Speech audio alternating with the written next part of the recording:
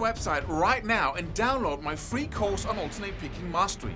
It contains 5 essential exercises that will take you to alternate picking mastery faster than you can imagine. And then I've included my method of how to lay out a practice plan in just 1 to 2 minutes that will absolutely boost your results like nothing you ever tried before. So go download it right now. It's free.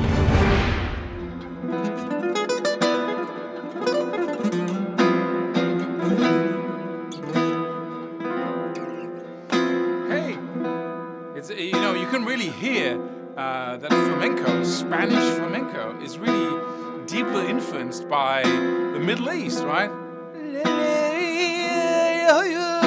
It's really easy, right? So the coming together of several different cultures, like in America, really creates some interesting things, which reminds us that coming together sometimes is really cool, right? In these days of this is getting political. Let's just move on. We got the diminished arpeggio working for us here, right? And if you haven't watched the 2 previous videos, please go back and do so. You can download this video and the tabs and the charts by clicking the link below. So we are doing sequencing of the diminished arpeggio here, and the next sequence is really, really simple because it's just playing up and down the arpeggio with a couple of variations. And the first way of playing up and down this diminished arpeggio here is really simple, and it's really effective. And it will make you blend hammer-ons and pull-offs and sweep picking. So let's look into it. It's basically just playing the 2-1-2 shape. Let's do it up here, 7-10 on the G string and 7-10 on the high E string, and then the 9th fret on the B string. And let's play it from the bottom up. So you hit the first note in the 7th fret on the G string and hammer on to the 10th fret. Right? And it doesn't work as well when you play it slowly as when you play it faster. Right? See if you can hit it though with the tip of your pinky and not, the flat side. Okay, so that's what you do. And then you have another downstroke in the 9th fret on the B string. Just gonna go right to the E string now with another downstroke to the 7th fret on the E string, and that's the first ascending motion.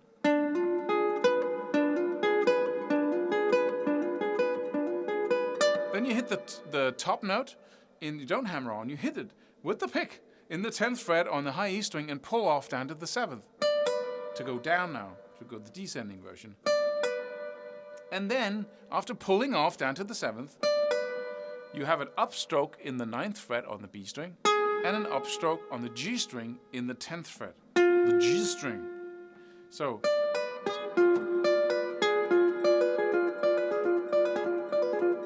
right? And use the metronome to make sure you stay in time when you practice this, because it's very easy to do the sweep picking very fast and make it strumming instead, right? And, so now you have a circular little loopable exercise that you can do over and over and over again until people around you is going to say, stop playing that!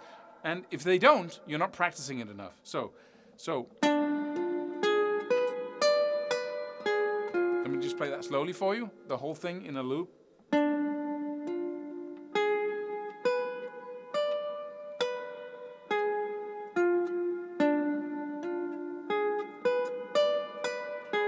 Right?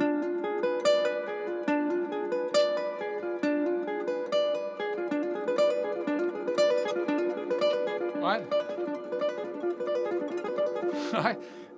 And you do that over and over again, 3 hours a day in front of the TV. First, work with the metronome. Make sure you can do it in time, relaxed, no mistakes. It's easy to do at a low level of tempo. And then you go to the TV, watch sitcoms, educational videos, football, whatever, for hours each night. Now you have a reason to really be one of those guys who just, is stoning in front of the... do you say that anymore? Okay. Stoning, is that related to drugs? I don't know. But then you can take it all the way down, so you can go to use the same method, and then go to the 9th fret on the D string, and then to the A string in the 11th and the 8th fret. Right? And then just turn around. Up, up.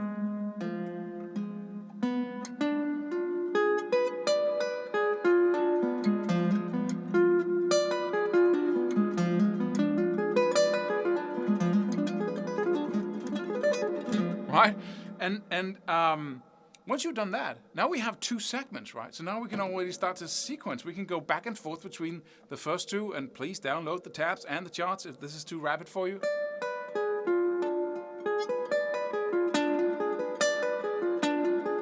You start up here, and then go down to the, and then go in loop here, down here, right?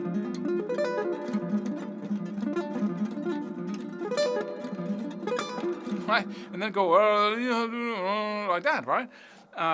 But there's another thing you can add to it, and that is this little, that's it.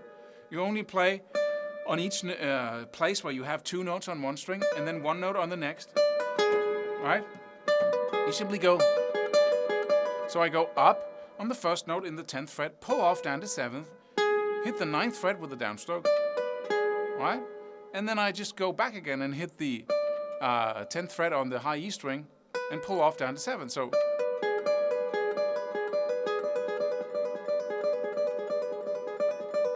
right? And if you combine it, you can go, you're playing it already in the little, but now you can just loop that little area and go,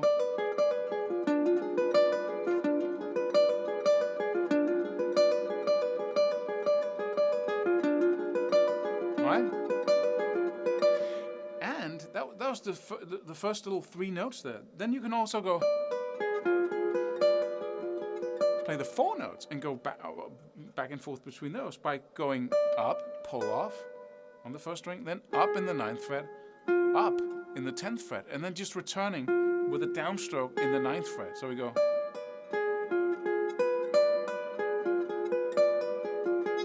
It's a little tricky that, you know, up, pull off, up, and then down. So we go. Get an inside string shift there.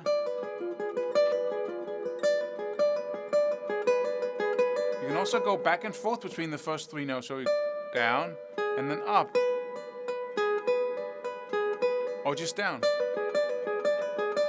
Right? And it's out of time. It's an uneven amount of notes, and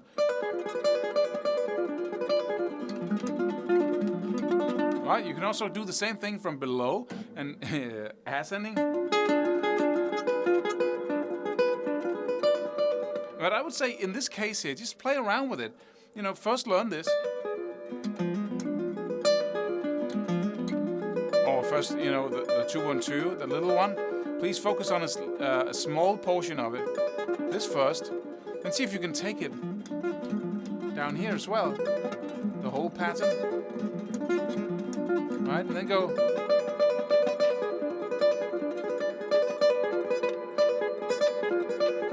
Right? Right? You can also do, you know, one note on each string, like 7, 9, and 10 on the E, B, and G string. So you go down on the top and then up, down, up, down, up.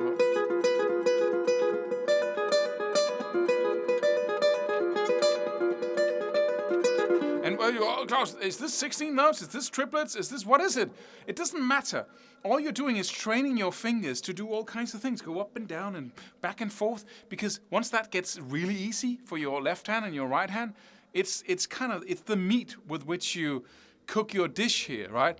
It's the basic ingredient or ingredients, these movements that you can then use to create melodies. So let's just try and go.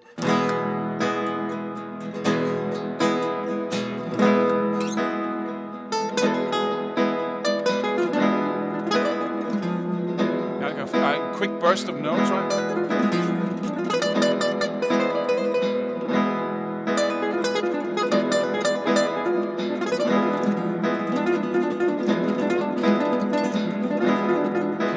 So practice over the music and then start creating lines. Alright, just going down the scale.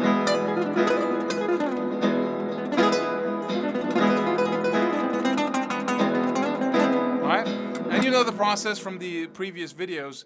You know what I'm talking about. Metronome first, TV, chords in the background, start creating lines, practice them over and over again, 10 times each line, come up with a new line, practice it, continue like this, and you will become an improvisational master. Like, not many people on the planet, because most people are practicing licks. That's why everybody sounds the same. Ooh. And I totally respect all these great players. Amazing what people can do, but pretty often, he sounds like somebody else, because right now, everybody's listening to the same music. Everybody has the same access to the same amount of information everywhere, right? So what do we do to attribute or contribute something original? We make sure that we don't learn sentences of words. We don't write a new Harry Potter borrowing sentences from all the other Harry Potter books. Well, we write our books with words instead, right? Sequences instead of sentences, sequences instead of sentences. I hope that makes sense. If not, go to Sequentia, sequentia.com, and take the free course on improvisation right there. So, been a pleasure. See you in the next video. Subscribe for more free videos. Do it. Do it now. Do it.